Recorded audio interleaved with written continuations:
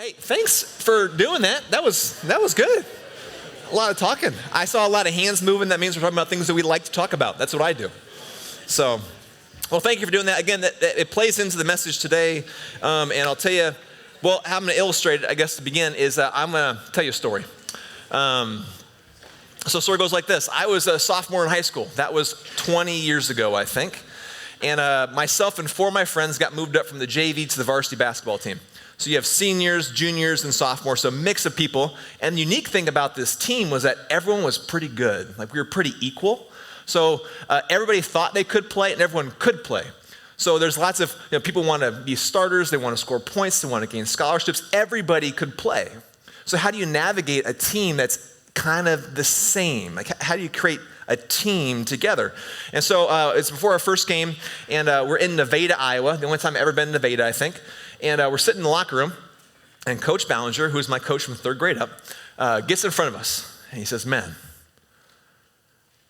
going to read you a poem." Like, okay. The rah-rah speech of the year, a poem. You got it, Coach. Yeah, and I will say, I'm learning to read poetry. I'm not good at it. I want to, and I don't know any poems except for this one, 20 years ago. He said this. He said, this is the poem. He goes like this. He says, "Now this is the law of the jungle, is old and as true as the sky. And the wolf who keeps it will prosper, but the wolf who breaks it will die. As the creeper girdles the tree trunk, the law runneth forward and back. The strength of the pack is the wolf, but the strength of the wolf is the pack." Coach was saying, fellas, I know all of your personal dreams, your personal aspirations, your personal goals. So if we're going to make this journey together where we will have the highest of highs, the lowest of lows, wins, losses, and all the things between, you'll have to choose to say we and not me. We, not me.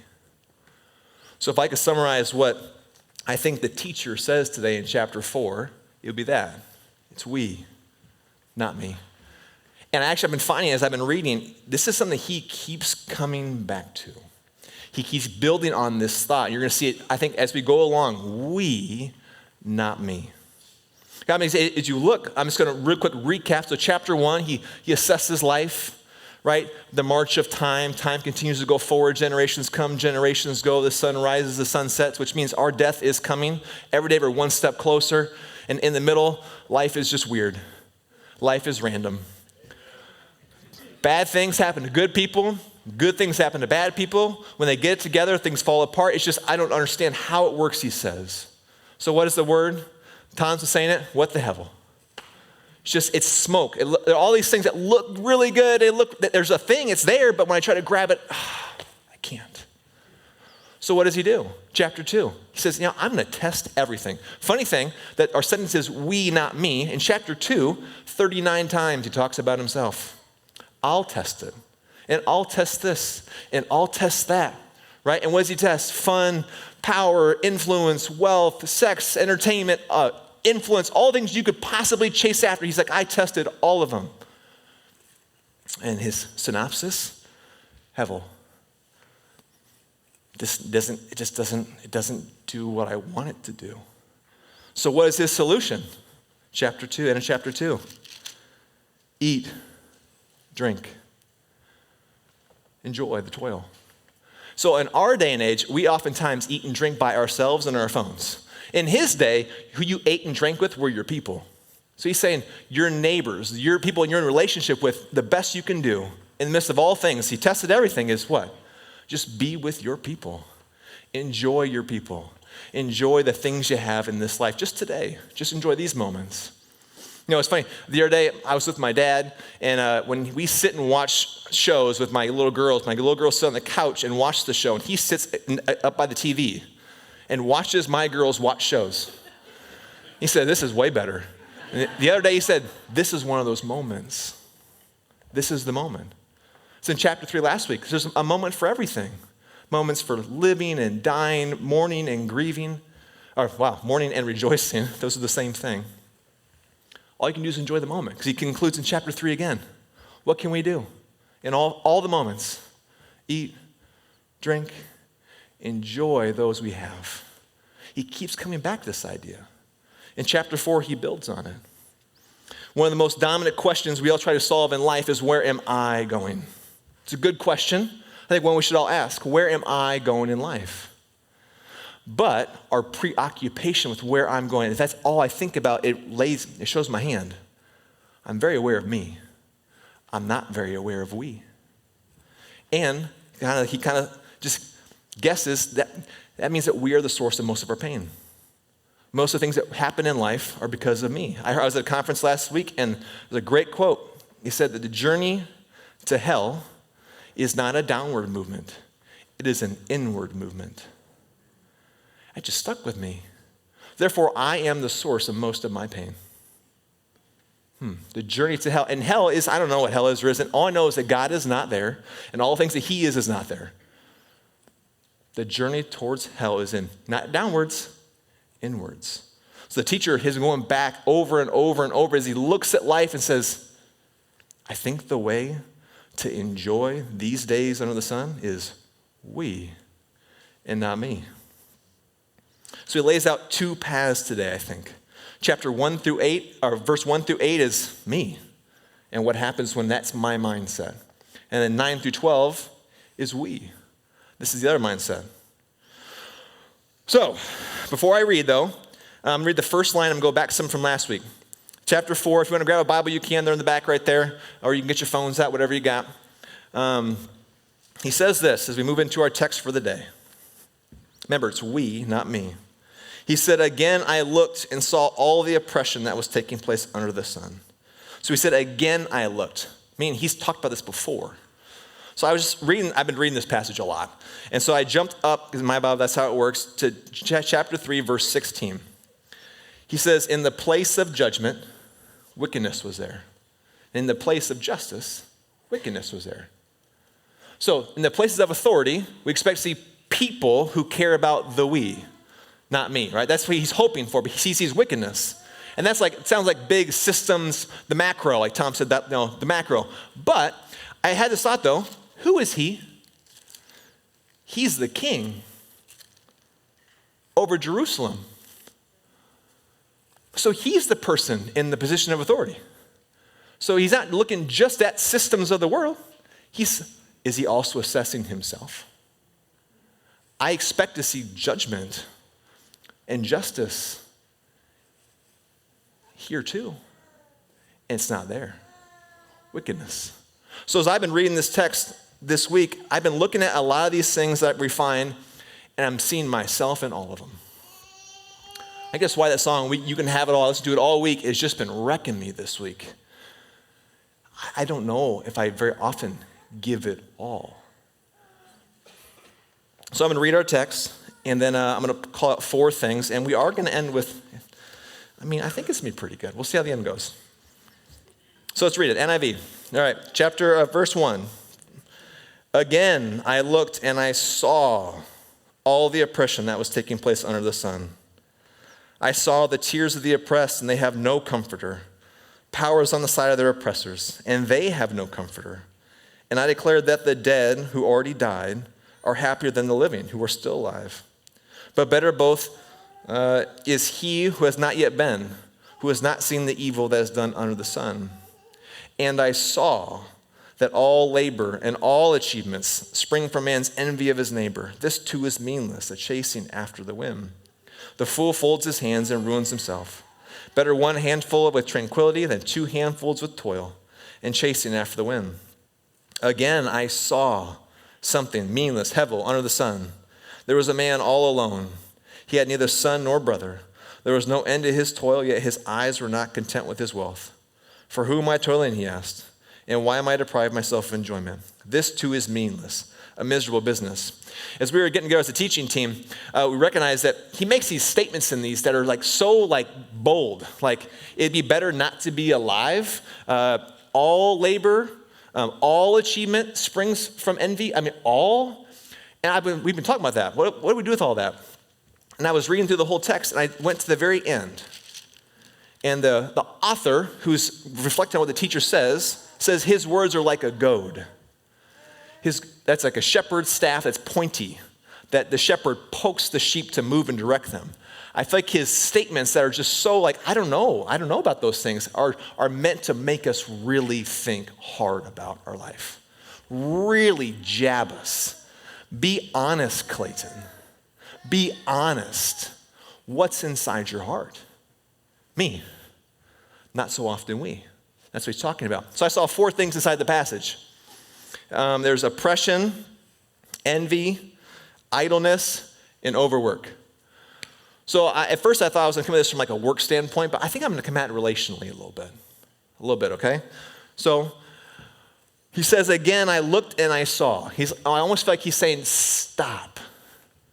Just hold on a minute. Stop. Don't gloss over this stuff.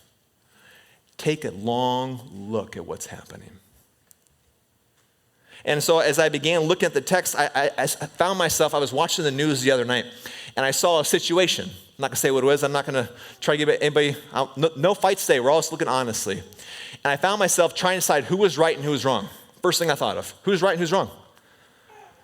I skipped the people in the middle who were being oppressed, who were desperate. I didn't even care about them. Oh, they're right and they're wrong. It's the first thing I thought. That means I'm right. So my opinion, I'm right. And I feel like the teacher's saying, no. There's time for that later. We'll figure those things out. But first, look at them. Let what you see, Klayton, move you. Let it change how you see people. Who cares who's right and who's wrong right now? There's a great thing in Joshua. Joshua's going to fight the people in Jericho. He sees the angel of the Lord. His first question to the angel is, whose side are you on? The angel says, Joshua, neither. I'm not on a side right now. Are you on my side? Do you see what's happening? I don't. And so that's a big thing. But relationally, I find myself, if you're oppressing someone, what does that mean? I'm placing myself in authority over them to get what I want. So all week this week, I've been finding myself doing this to the people that I love the most, the people I like talking about the most, my wife and my girls in my own house. I'm doing things, manipulating things to get what I want. I'm placing myself over them and I am oppressing them. Just being honest with myself this week. It's been a hard week.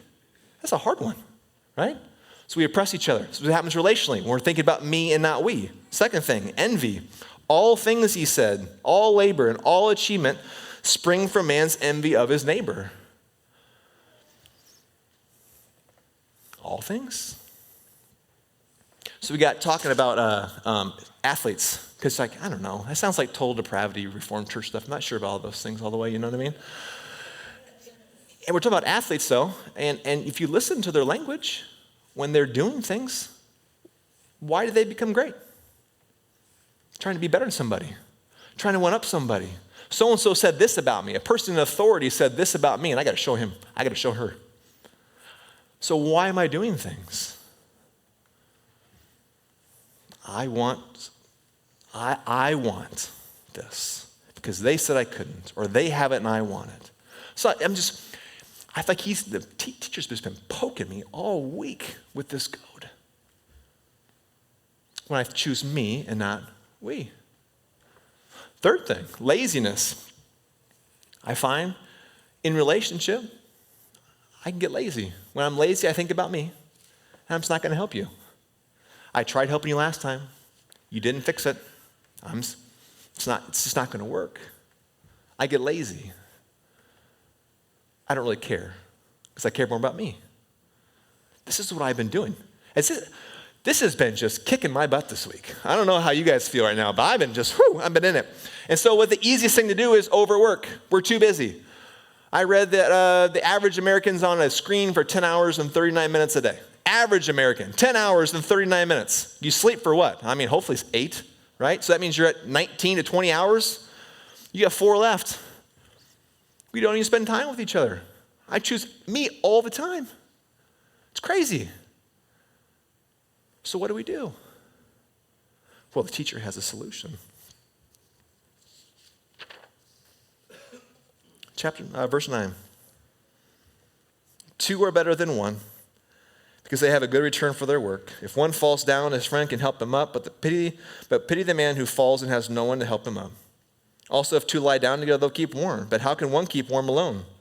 Though one may be overpowered, two can defend themselves. A cord of 3 strands is not quickly broken. I like the Message version. I'm going to read it too, just it helps give me a different language. Because this is the solution to this life of, if the journey towards hell is an inward movement, it's not where I want to go. It's better to have a partner than go it alone. Share the work, share the wealth. If one falls down, the other helps. But there's no one to help. It's tough. 2 in a bed warm each other. Alone, you shiver all night. By yourself, you're unprotected. With a friend, you can face the worst. Can you round up a third? A 3-stranded rope isn't easily broken. You can leave that up. 1's no good. 2's a little better. 3's even better.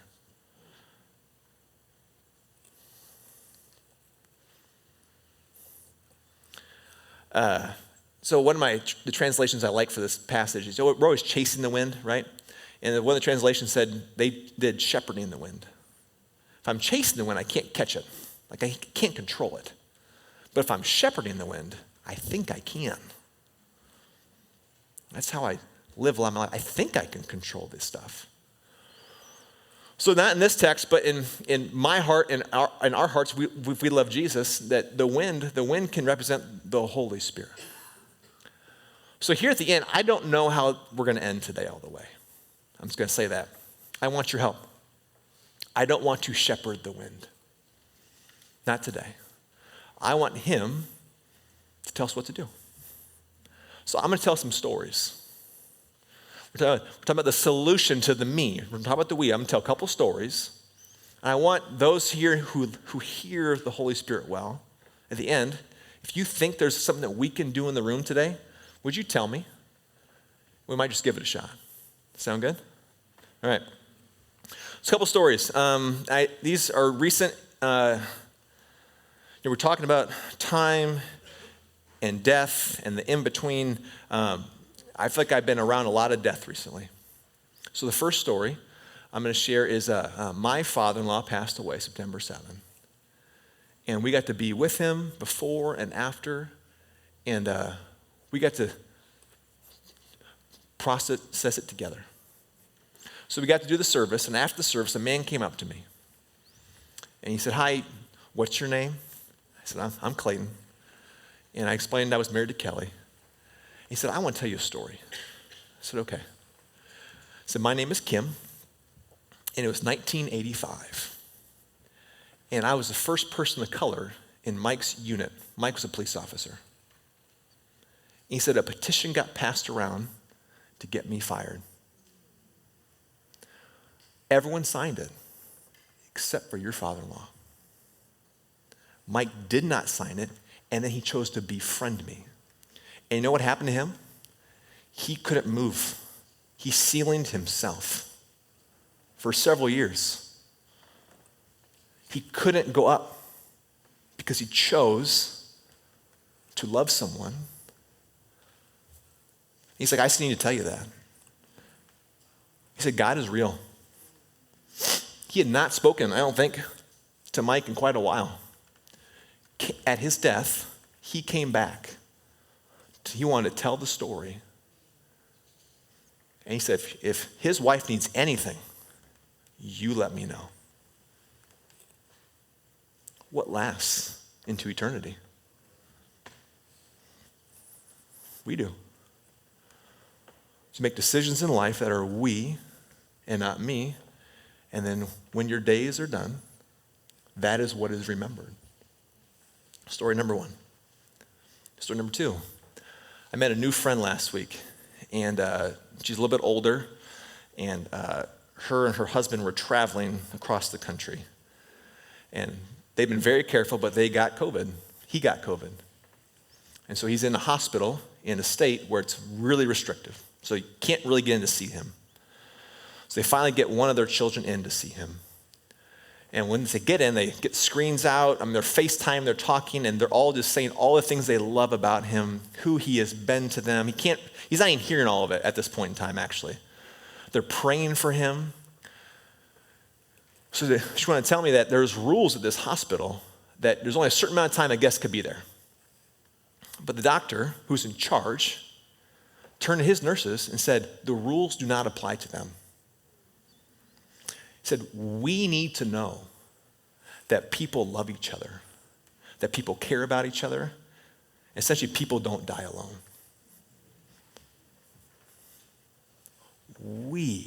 How will we be known? By our love, how we love each other. We, not me. That's what the teacher's driving at here. And he doesn't even know about Jesus yet. He doesn't know what's going to come. But even he knows, not one, 2, 3, bring more. Bring more. If you choose we, the world wants to see it. The world wants to know.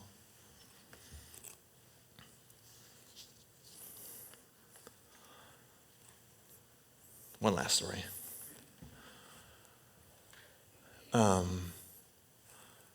We were with Kelly's dad, Mike, the day before he passed.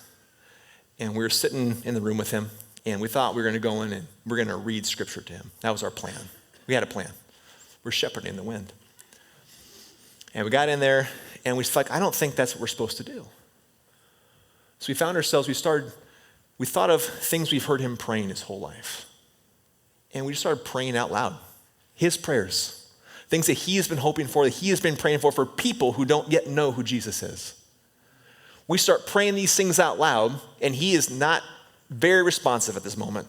His eyes light up, and he is in the moment.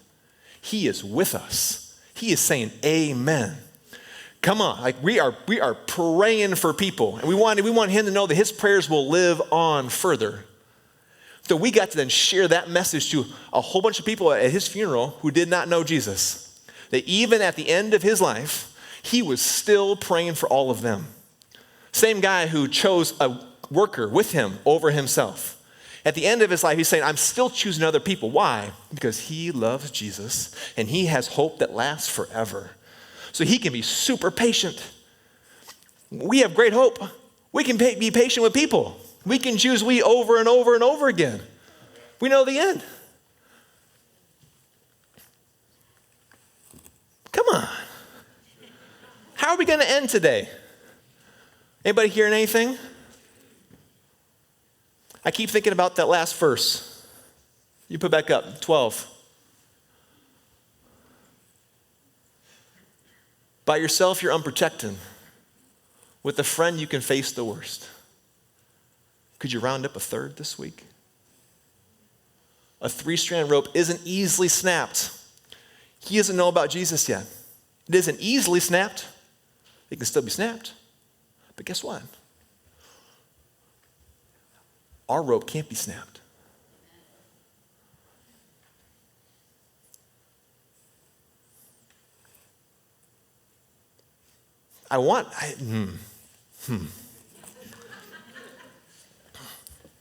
All right, one second here. I think it's funny, this Bible, it all continues to work together. Like it's like a cohesive story. Like someone wrote it, I don't know. Been reading this a lot this week.